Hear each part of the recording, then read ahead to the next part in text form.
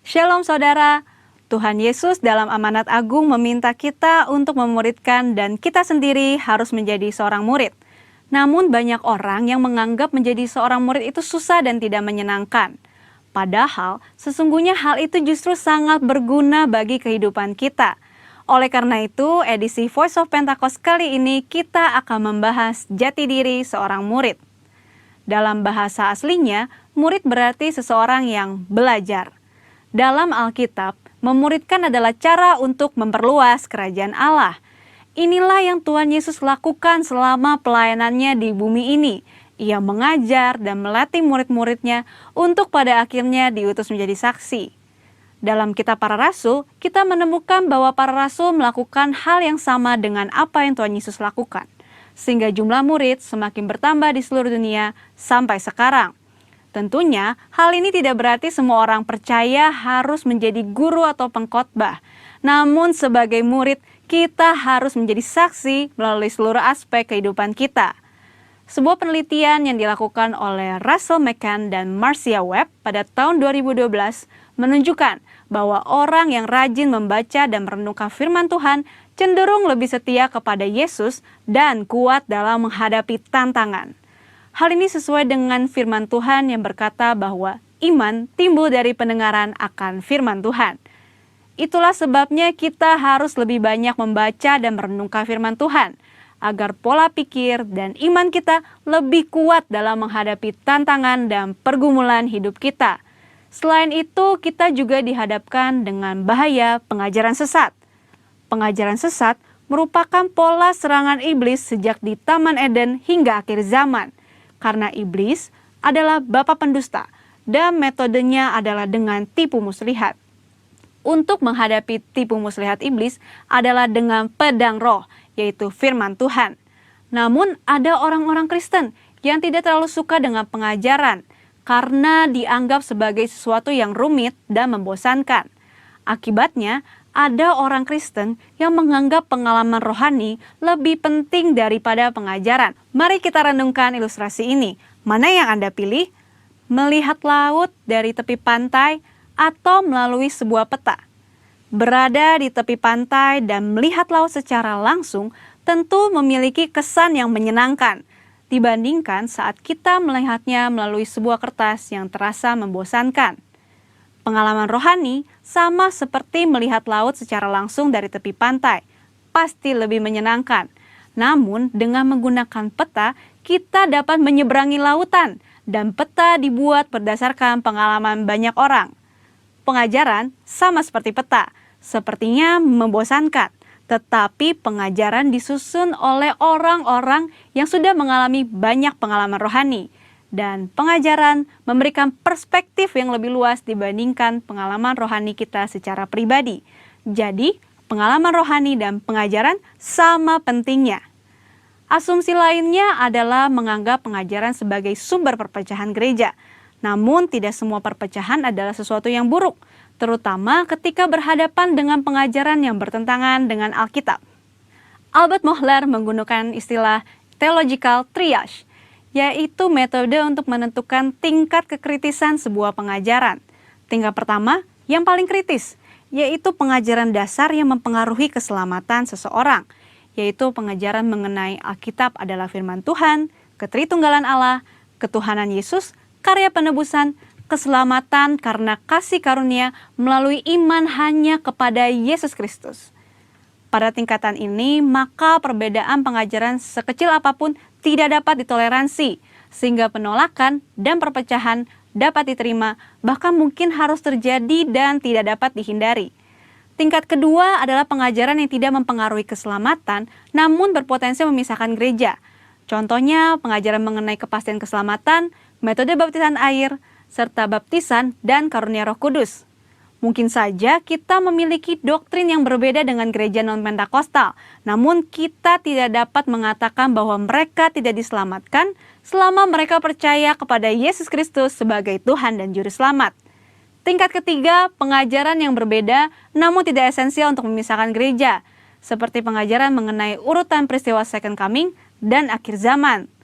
Tanpa mengenali tingkat kekritisan pengajaran ini, maka kemungkinannya perbedaan pengajaran sekecil apapun dapat mengakibatkan perpecahan. Di sisi lain, terjadi kompromi yang berbahaya ketika pengajaran yang bertolak belakang diterima di dalam gereja. Lalu, apa langkah praktis yang harus kita lakukan untuk menjadi seorang murid yang sejati? Mulailah dengan membaca Alkitab setiap hari, mendengarkan khotbah dan pengajaran yang sehat dari gereja, serta mengikuti kelas-kelas pengajaran KOM di gereja kita. Ingat, seorang murid itu belajar. Belajar adalah sebuah usaha yang memerlukan ketekunan. Tuhan menegur bahkan mengutuk orang yang malas, baik yang malas bekerja maupun yang malas belajar. Marilah kita bertekun dalam pengajaran, dan Tuhan berjanji akan mempertajam telinga kita sebagai seorang murid. Maranatha, Tuhan Yesus memberkati.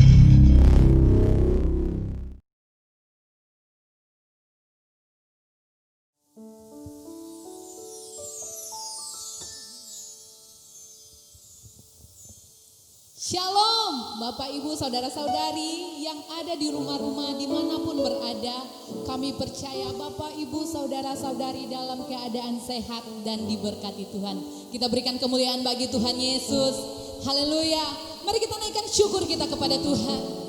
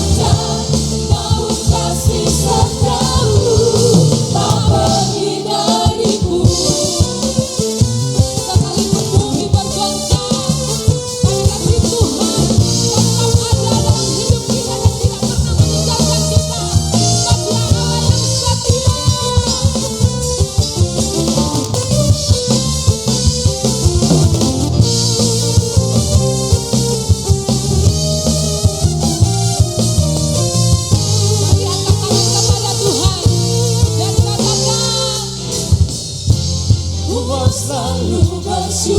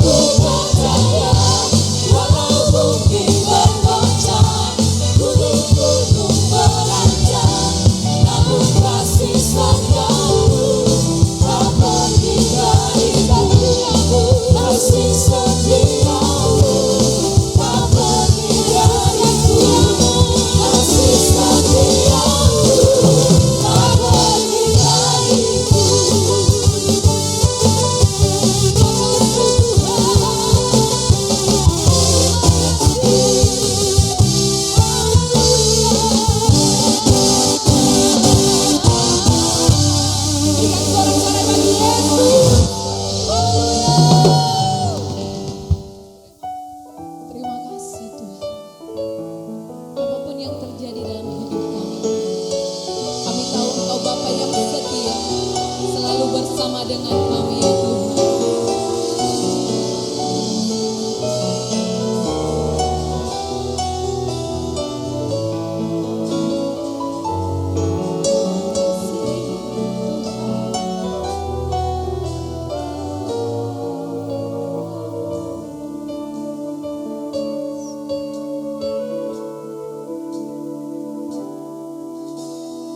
Apapun yang terjadi dalam hidupku ini, tak pernah kuragukan kasih-Mu Tuhan. Lewat gunung yang tinggi, dalam lembah yang curam, tak pernah kuragukan janji-Mu Tuhan. Sekali lagi katakan,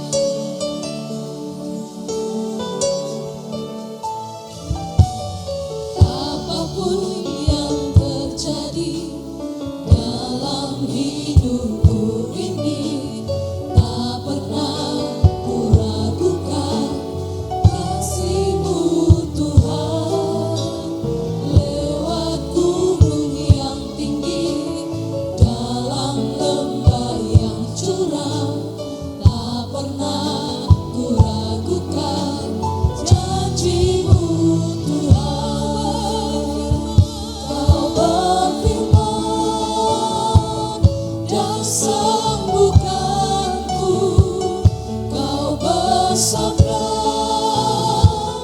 dan selamatkanku. Tiada yang mustahil bagimu, Yesus, ku percaya padamu. Kami memilih tetap percaya kepadamu Tuhan.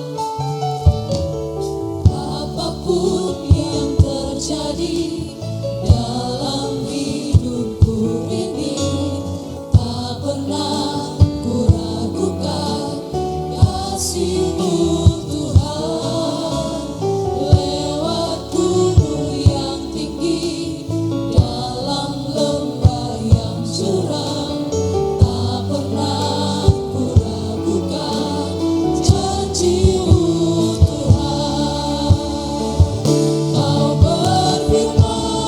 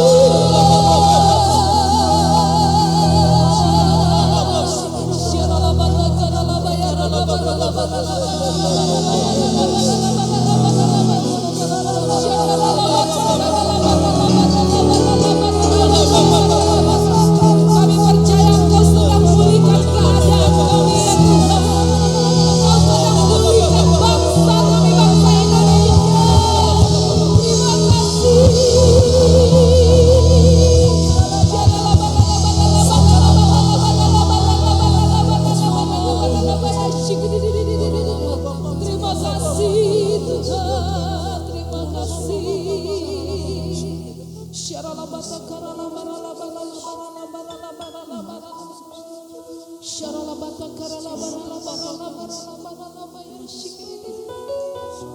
dahsyat, Kau ajaib, Kau Allah kami yang besar, Kau Allah kami yang mulia.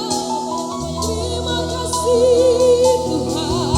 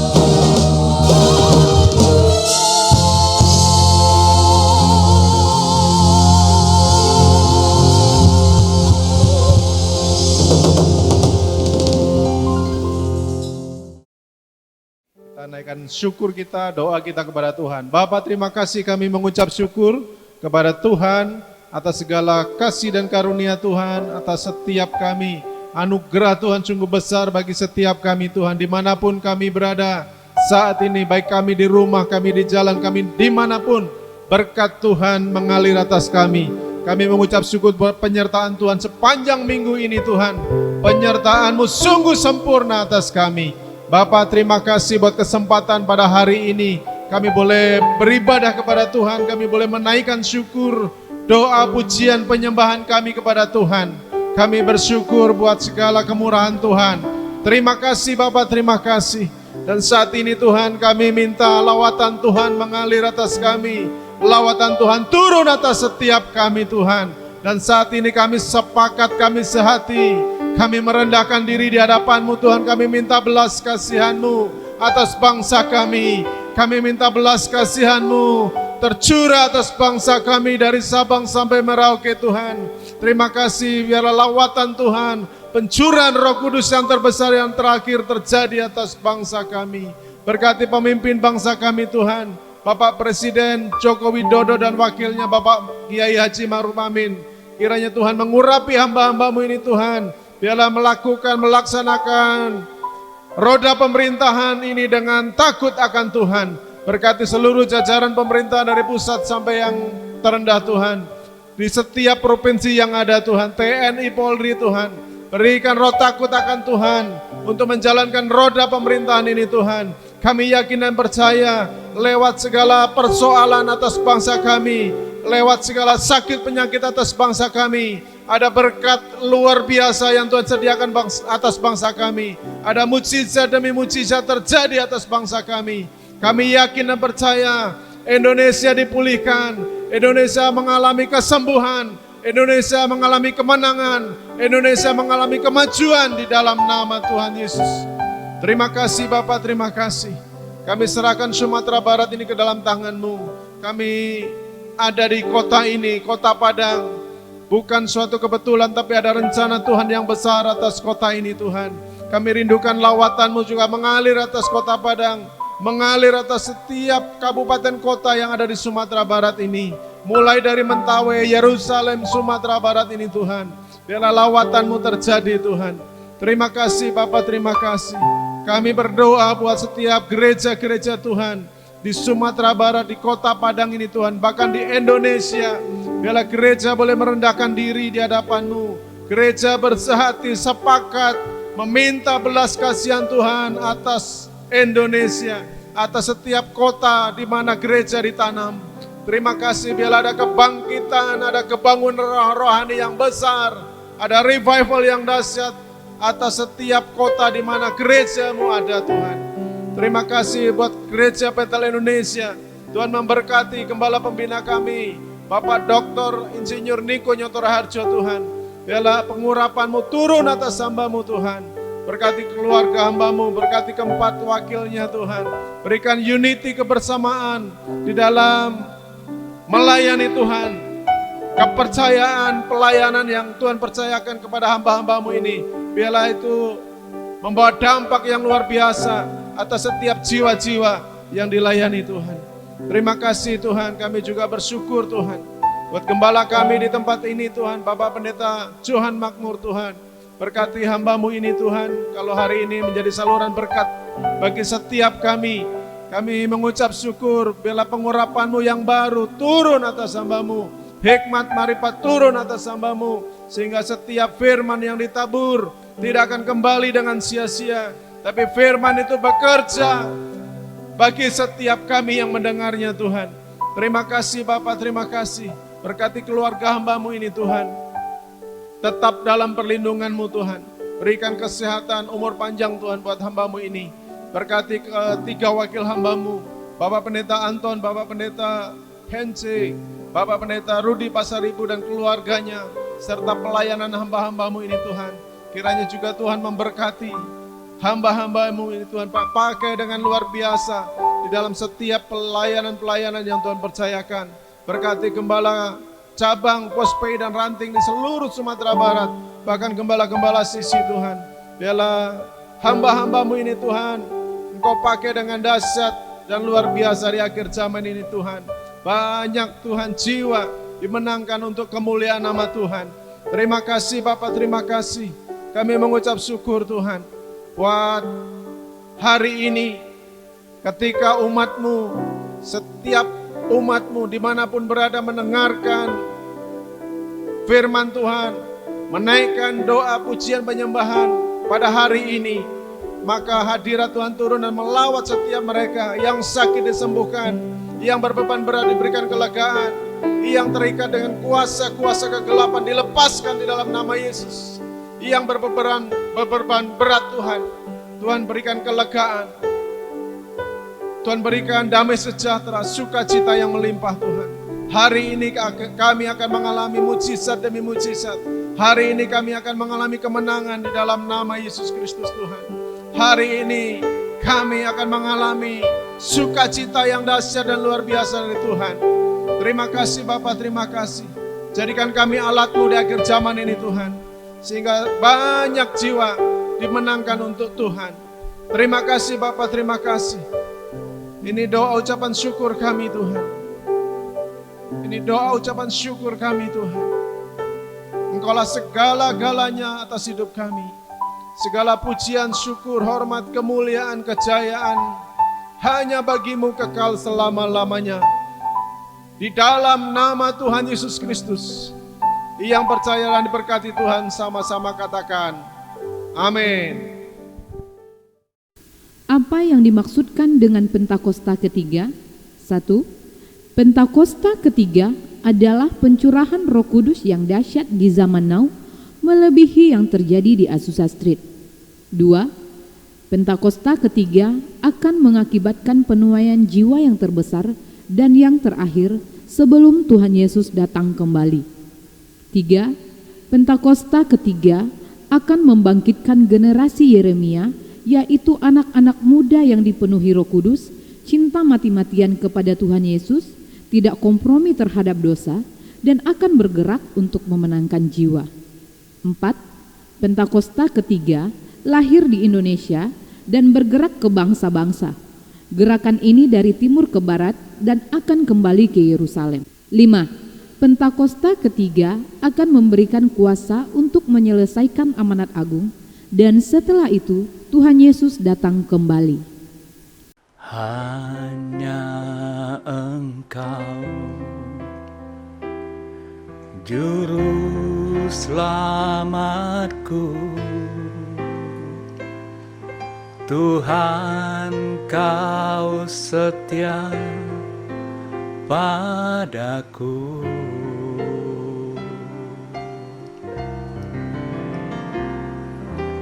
Yang ku pegang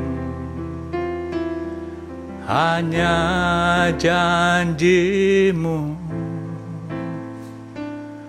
ku percayakan hidupku.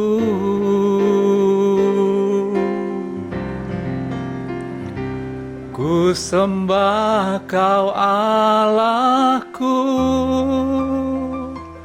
Bapa dan sahabatku, Kau yang pedulikan seluruh hidupku.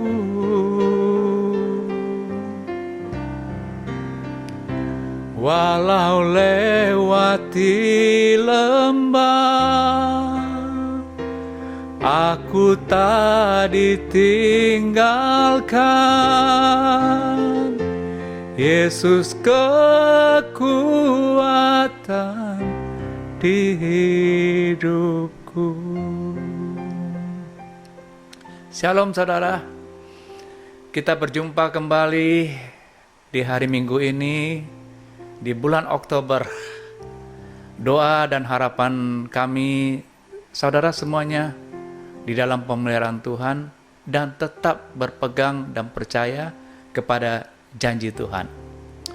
Baik saudara, hari ini saya akan menyampaikan apa saja berita atau firman yang kami dapatkan melalui pertemuan dengan Gembala Pembina di Kultim 20 hari Sabtu yang lalu. Dan hari ini biarlah firman-firman yang ada ini bisa menjadi berkat buat kita semuanya. Seperti yang kita ketahui saudara, bahwa situasi pandemi masih terus berlangsung dan kita diminta untuk bersembunyi dari situasi yang mengandung ada amarah Tuhan di balik semuanya ini. Tetapi yang menjadi persoalan dengan persembunyian kita ini, apakah misi Tuhan itu juga harus bersembunyi atau berhenti? Karena kita tahu kita sedang ada dalam era yang disebut dengan Pentakosta yang ketiga. Pentakosta yang ketiga itu akan menghasilkan, yang pertama itu adalah curahan Roh Kudus yang besar-besaran.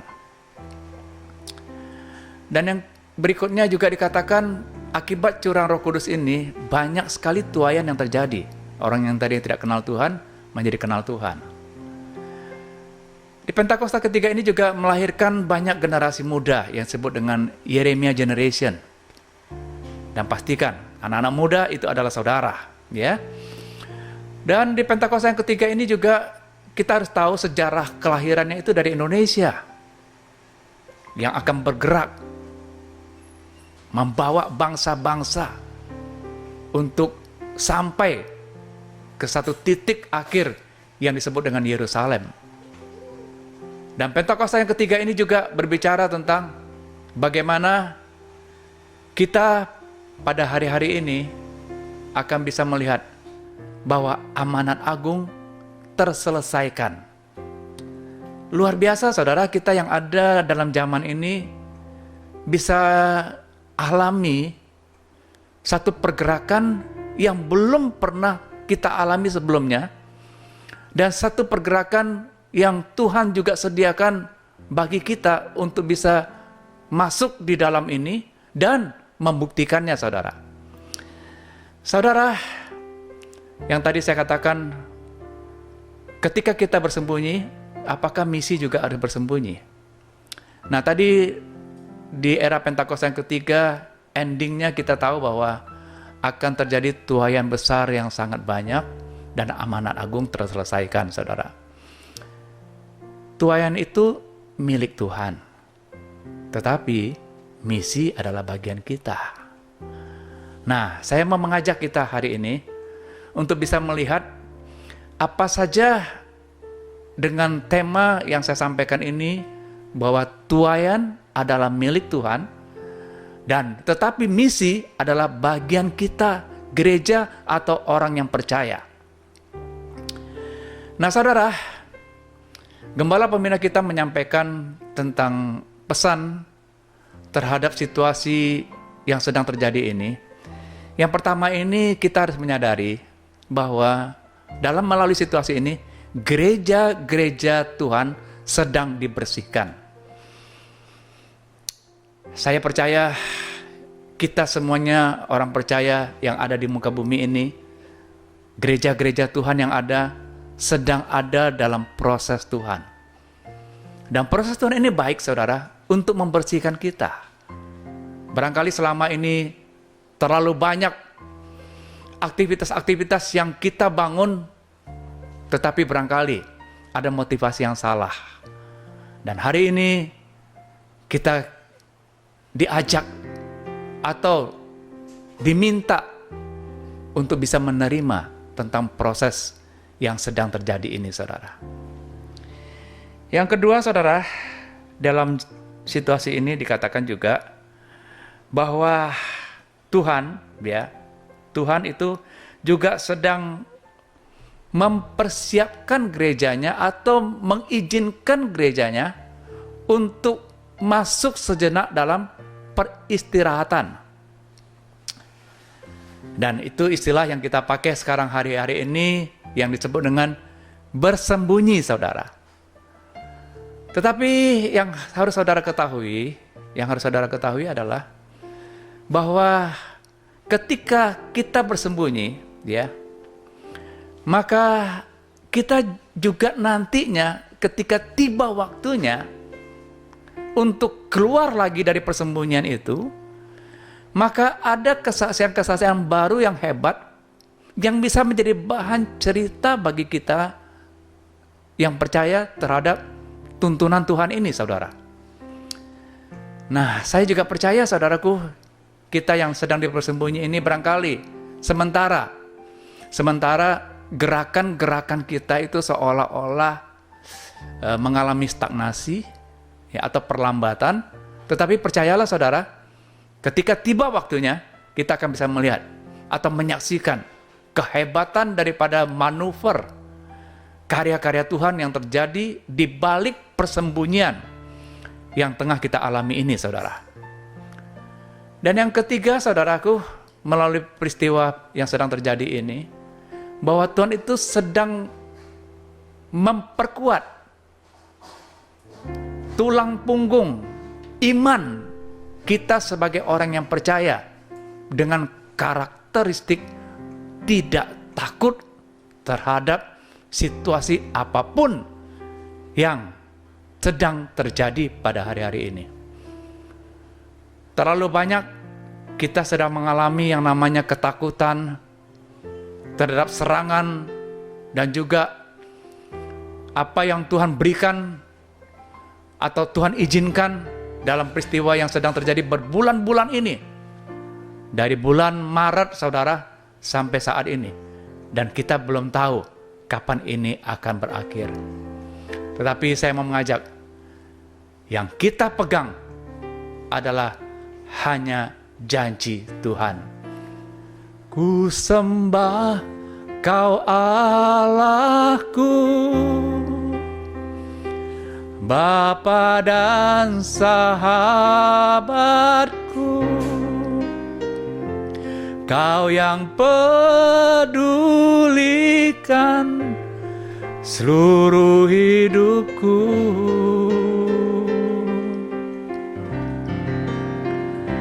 Walau lewati lembah,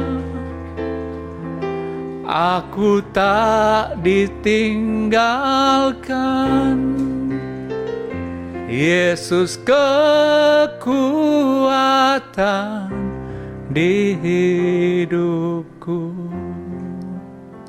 Nah, apa kira-kira firman Tuhan atau cerita yang ada di Alkitab yang bisa menjadi inspirasi bagi kita terhadap misi terakhir, ya, yang merupakan bagian kita, gereja Tuhan yang ada di muka bumi ini, yang akan menghasilkan yang namanya tuaian terbesar yang akan dikembalikan lagi kepada yang empunya, yaitu Tuhan Yesus, saudara. Saudaraku, saya sedang merenungkan satu tokoh yang ada di Alkitab yang bernama Elia.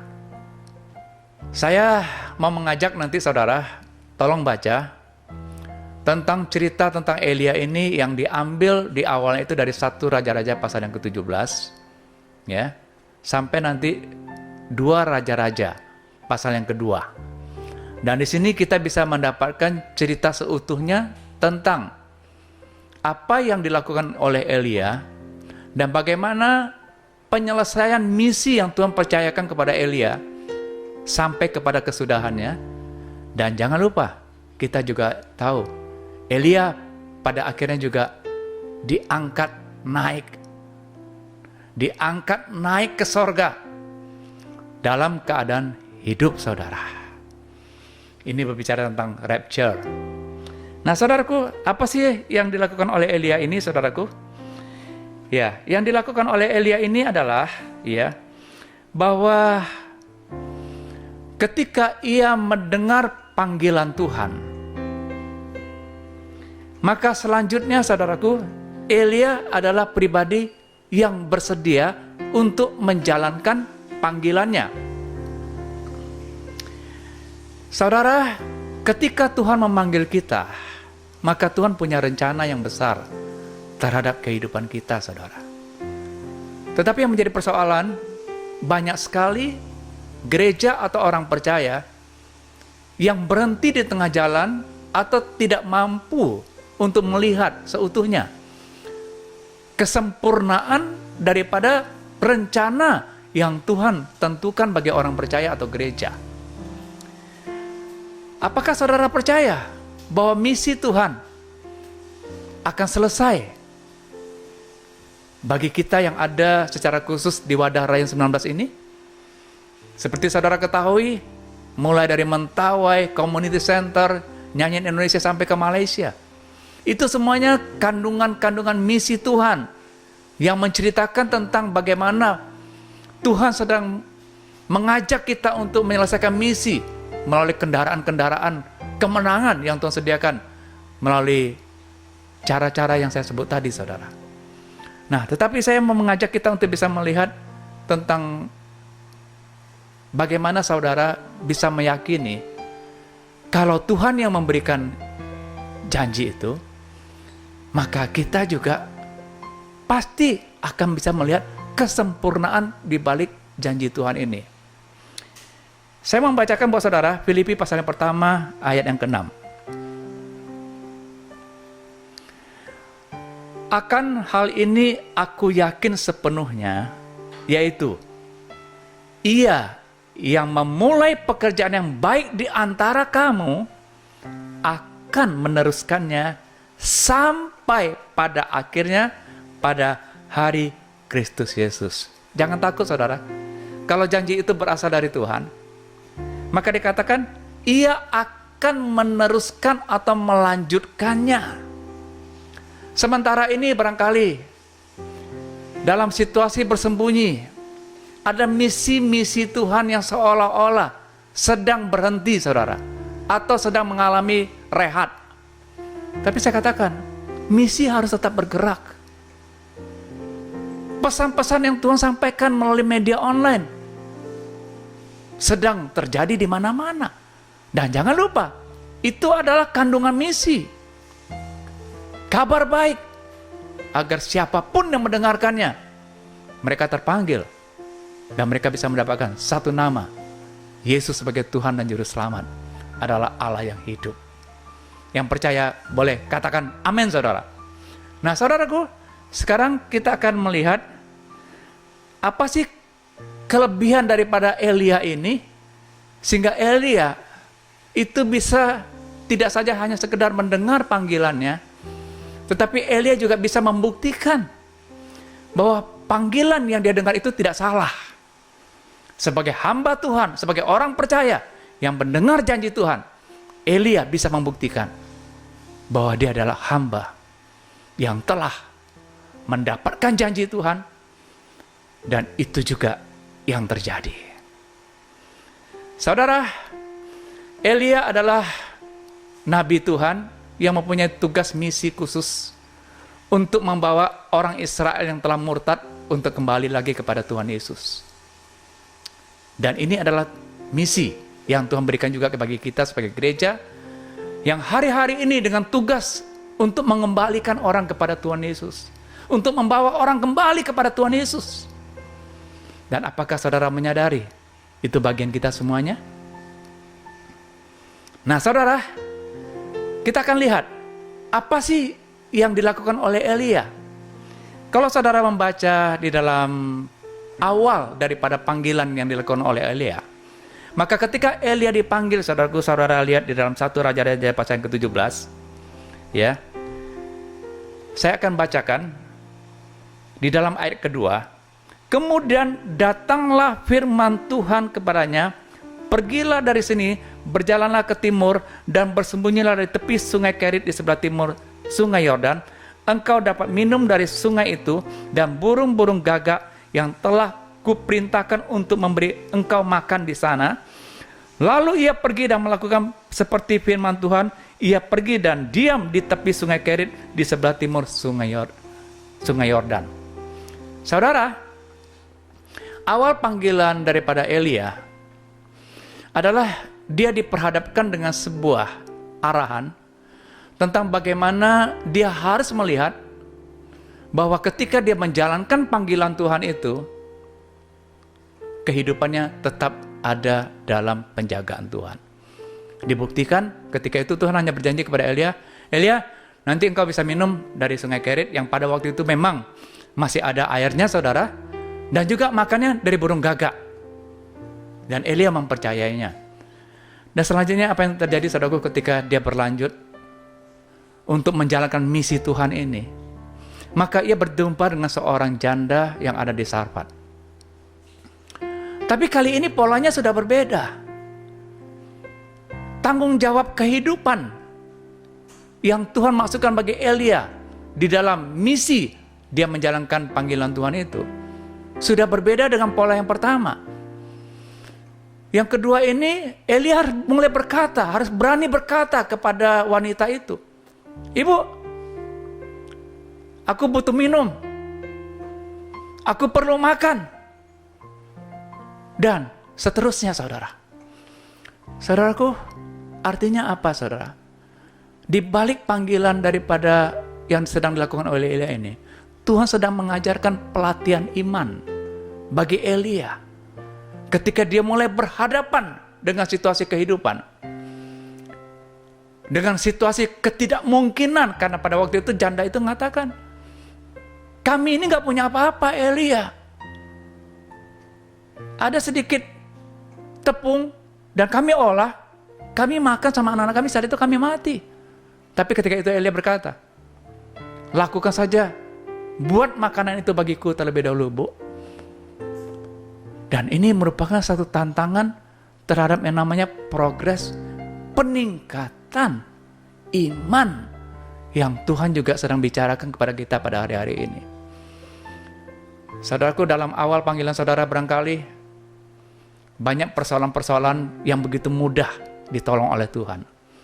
Tetapi berikutnya Tuhan juga mau mengajak kita agar saudara mulai ada peningkatan, ada naik level terhadap iman yang saudara miliki. Dan dengan peningkatan itu, Elia klimaksnya, dia harus berhadapan dengan 450 nabi-nabi Baal. Ya, 450 nabi-nabi Baal dengan seorang diri. Bayangkan saudara. Dengan tujuan apa? Hanya untuk mengembalikan orang Israel yang telah salah jalur tadi untuk kembali lagi kepada Tuhan yang benar. Kenapa Elia berani? Karena imannya telah dilatih. Imannya sudah ditempa, saudara. Berapa banyak di antara saudara yang percaya melalui tempaan yang tengah kita alami pada hari-hari ini, saudara mendapatkan kekuatan yang baru dengan cara Tuhan tetap bekerja di balik semuanya ini. Berapa banyak di antara saudara yang percaya bahwa kesempurnaan rencana Tuhan akan diperlihatkan bagi kita semuanya? Yang percaya angkat tangannya, katakan pujian ini. Bersamamu Bapa, ku lewati semua perkenananmu yang teguhkan hatiku.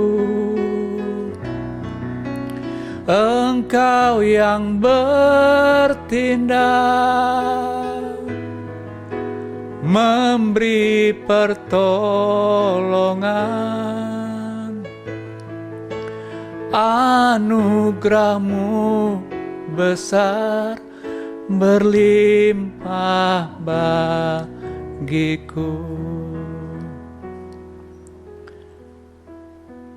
Elia dibentuk dengan peningkatan iman sampai pada level tertentu dia harus berhadapan dengan nabi-nabi Baal. Dan kita tahu ceritanya saudaraku bagaimana Elia berhasil membuktikan Tuhan yang dia sembah adalah Allah yang benar dengan cara menantang nabi-nabi Baal yang telah menyesatkan bangsa Israel pada waktu itu. Dengan cara yang tidak lazim, saudara. Dengan membawa persembahan. Tetapi ketika itu Elia katakan, coba panggil Tuhanmu. Panggil Allahmu. Datangkan api terhadap persembahan yang ada. Ternyata mereka gagal. Dan ketika Elia dengan segala sesuatu yang telah dipersiapkan, memanggil satu nama, yaitu nama Tuhan yang kita sembah, maka api menyambar pada waktu itu dan membuktikan dan sekaligus membuat bangsa yang sudah kehilangan Tuhan itu bisa mendapatkan Tuhan kembali. Kita berikan tepuk tangan bagi nama Tuhan kita. Haleluya. Nah, puji nama Tuhan, saudara. Ayo kita lihat satu ayat di dalam Yesaya 66. Yesaya 66 ayat yang pertama, saya akan bacakan buat saudara. Yesaya 66 ayat yang pertama.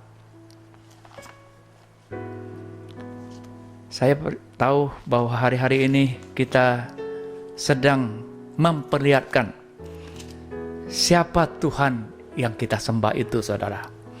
Beginilah firman Tuhan, langit adalah tahtaku dan bumi adalah tumpuan kakiku. Rumah apakah yang akan kamu dirikan bagiku? Dan tempat apakah yang akan menjadi perhentianku? Saudaraku, ini gambaran yang disampaikan oleh Nabi Yesaya tentang betapa besarnya Tuhan yang kita sembah, yang layak juga harus disembah oleh seluruh suku, kaum, dan bahasa yang ada di muka bumi ini. Ayat keduanya dikatakan, bukankah tanganku yang membuat semuanya ini, sehingga semuanya ini terjadi, demikianlah firman Tuhan. Tetapi kepada orang inilah aku memandang. Kepada orang yang tertindas dan patah semangatnya, dan yang gentar kepada firmanku. Hari-hari ini saudara ditempa dengan menyebabkan ada rasa saudara mulai kehilangan, kehilangan pegangan saudara. Tetapi jangan takut ketika saudara menunjukkan kepada Tuhan adalah pribadi yang gentar kepada firman-Nya, jangan takut. Tuhan pasti akan menolong kita, saudara. Tetapi yang menjadi persoalan, apakah saudara cukup menyadari apa yang dimaksud dengan kata-kata yang gentar kepada firman-Ku? Kata-kata yang gentar kepada firman-Ku adalah orang percaya yang takut kalau tidak melakukan firman Tuhan. Jadi sekali lagi saya katakan, kata-kata orang yang gentar kepada firman-Ku adalah orang yang percaya takut kalau sampai nggak melakukan firman Tuhan. Berapa banyak di antara saudara yang hari-hari ini suka dengar firman, tetapi barangkali saudara kurang mau untuk melakukannya.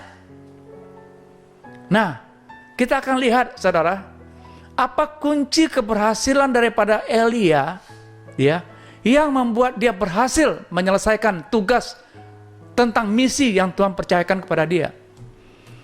Kalau saudara membaca dari 1 Raja-Raja pasal ke-17 tadi, saudara, maka saudara akan menemukan beberapa ayat yang akan membawa kita untuk bisa melihat di dalam 1 Raja-Raja 17 ayat yang kedua, saudara. Saya akan bacakan buat saudara 1 Raja-Raja pasal yang ke-17 ayat yang kedua. Demikian bunyi firman Tuhan, ya.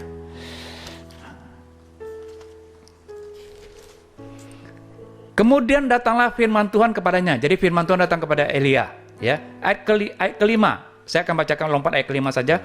Lalu ia pergi dan ia melakukan seperti firman Tuhan. Contoh yang pertama. Contoh yang kedua. 1 Raja-Raja 17 ayat 8. Ya. Maka datanglah firman Tuhan kepada Elia. Jadi pada waktu itu Elia pergi ketemu dengan janda yang ada di Sarfat. Maka ketika itu datang lagi firman Tuhan kepada Elia. Tetapi yang menariknya, ayat ke-10 ini dikatakan, sesudah ia dengar firman Tuhan, ia bersiap lalu pergi ke Sarfat. Dan berikutnya lagi, 1 Raja-Raja 18 ayat yang pertama. Dan sesudah beberapa lama datanglah firman Tuhan kepada Elia dalam tahun yang ketiga. Jadi setelah 3 tahun ini mulai masa kekeringan telah terjadi. Pergilah perlihatkan dirimu kepada Ahab sebab aku hendak memberikan hujan ke atas muka bumi. Ayat keduanya. Lalu pergilah Elia memperlihatkan diri kepada Ahab. Kuncinya nggak ada lain. Elia dengar, tapi dia lakukan. Elia dengar, dia bertindak sama yang seperti Tuhan minta. Puji nama Tuhan. Saya percaya kita bersama-sama ingin melihat kesempurnaan daripada rencana yang Tuhan berikan kepada kita. Dan hari ini, berapa banyak di antara saudara yang percaya bahwa kita mampu mengikuti rencana besar Tuhan sampai kepada kesudahannya. Katakan pujian ini. Lanjutkan Tuhan kasih setiamu, lanjutkan Tuhan, kami perlu Kau. Lanjutkan Tuhan kasih setiamu, selamanya kami perlu Kau Tuhan. Kita akan masuk dalam perjamuan kudus, saudara. Mari saudara, siapkan hati kita agar kita bisa mengingat tentang korban yang Tuhan berikan kepada kita, agar kita tidak binasa tapi beroleh keselamatan dan hidup. Dan ingat bahwa pada hari ini kita bisa masuk dalam perjamuan kudus, kita bisa meneruskan tentang arti persekutuan kita dengan tubuh dan darah Kristus, dengan terus menjaga atmosfer kehidupan kita dengan pakaian kekudusan itu. Dan kita juga ingat bahwa ketika ini masih bisa berlanjut sampai nanti ketika kedatangan Tuhan yang kedua kalinya, kita bisa masuk dalam persekutuan abadi bersama dengan Dia, hidup kekal sampai selama-lamanya. Baik saudara, mari saudara, sambil saudara siapkan hati saudara, mari kita periksa, uji diri saudara. Barang siapa yang masuk dalam perjamuan kudus ini, mari kita menguji diri kita masing-masing supaya kita berkenan di hadapan Tuhan. Kalau masih ada dosa yang tersimpan, cepat minta ampun sama Tuhan. Kita mau beres di hadapan Tuhan pada hari-hari ini, jelang kedatangan Dia yang kedua kalinya. Mari saudara, sambil mengangkat roti ini, saudara dengarkan firman Tuhan. Sebab apa yang telah kuteruskan kepadamu telah aku terima dari Tuhan, yaitu bahwa Tuhan Yesus pada malam waktu diserahkan mengambil roti, dan sesudah itu ia mengucap syukur atasnya, ia memecah-mecahkannya dan berkata, inilah tubuhku yang diserahkan bagi kamu, perbuatlah ini menjadi peringatan akan aku. Saudaraku, bukankah roti di tangan kita melambangkan persekutuan kita dengan tubuh Kristus? Amin. Makanlah dalam nama Tuhan Yesus.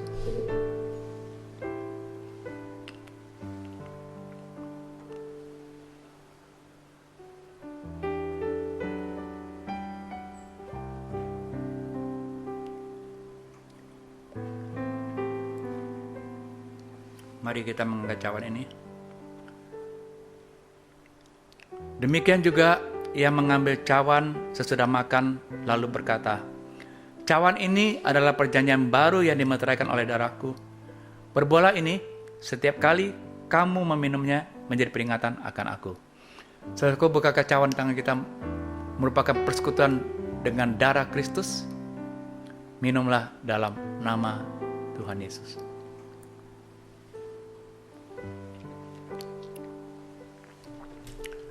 Mari kita mengucap syukur di hadapan Tuhan. Katakan ucapan syukurmu kepada Tuhan. Terima kasih Tuhan. Terima kasih Tuhan. Terima kasih. Terima kasih Bapa. Kami bersyukur. Terima kasih. Ore alabasando. Terima kasih. Koralaba kata karalaba syanda karala. Sembuhkan yang sakit ya Tuhan, pulihkan yang menderita, bebaskan yang terikat. Bila kami keluar sebagai pemenang di hari ini, lebih dari para pemenang itu, sehingga kesempurnaan rencana Tuhan terjadi secara utuh atas hidup kami ya Tuhan. Terima kasih Tuhan, terima kasih. Terima kasih Yesusku. Terima kasih Yesusku.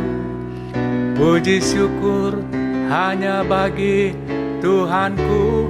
Terima kasih Yesusku. Terima kasih Yesusku. Puji syukur hanya bagi Tuhanku. Puji Tuhan, saudara. Hari ini kita juga diberikan kesempatan untuk memberi.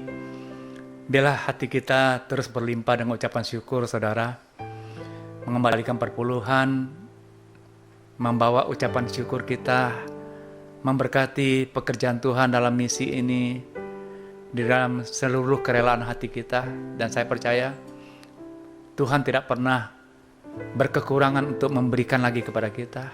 Mari siapkan persembahan saudara, dan hamba berdoa ya Tuhan, setiap tangan yang siap untuk memberi ini Tuhan berkati kembali dengan berkat-berkat Tuhan yang luar biasa sampai 100 kali lipat ganda dalam nama Tuhan Yesus. Saudara, mari kita angkat tangan kita. Kita terima berkat daripada Tuhan. Kekasih-kekasih Tuhan, terimalah dan bawalah berkat dari Allah Bapa, kasih yang sempurna dari anaknya Tuhan Yesus, dan persekutuan yang manis dari Allah Roh Kudus yang menyertai hidup memulai dari hari ini ketika Tuhan Yesus datang kembali kedua kali menjemput kita mempermai, bahkan sampai selama-lamanya. Kita yang percaya dan berkati sama-sama katakan amin. Tuhan Yesus memberkati saudara berlimpah-limpah-limpah. Salam smart, dan jangan lupa tetap gunakan protokol kesehatan dengan cara juga tetap menggunakan pakai masker.